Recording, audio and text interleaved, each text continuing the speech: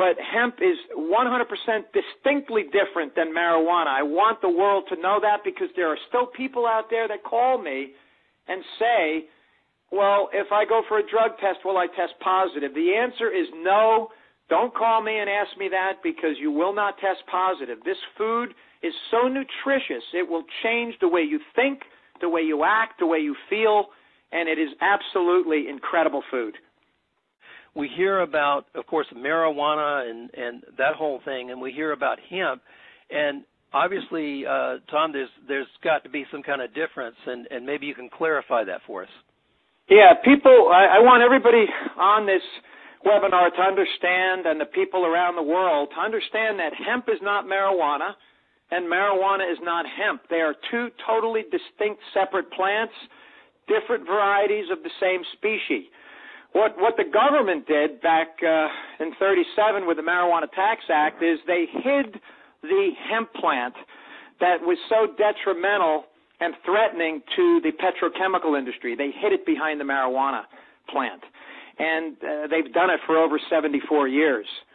And the problem is people are still using the wrong nomenclature. They're using it loosely as the same plants, but they are two distinctive plants.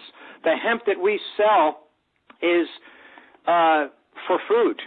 It does not contain tetrahydrocannabinol. There's no psychoactive drug in this product at all. It wouldn't be able to be allowed over the Canadian border into America. So it's a food, and it's been used for food, clothing, and shelter since time began.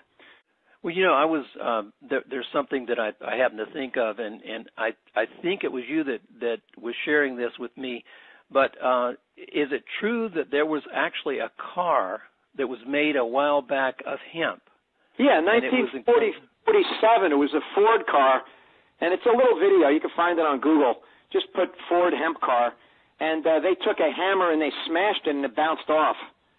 It was made out of hemp, sisal, and flax, all natural products back then, because Ford grew and owned hemp fields back then.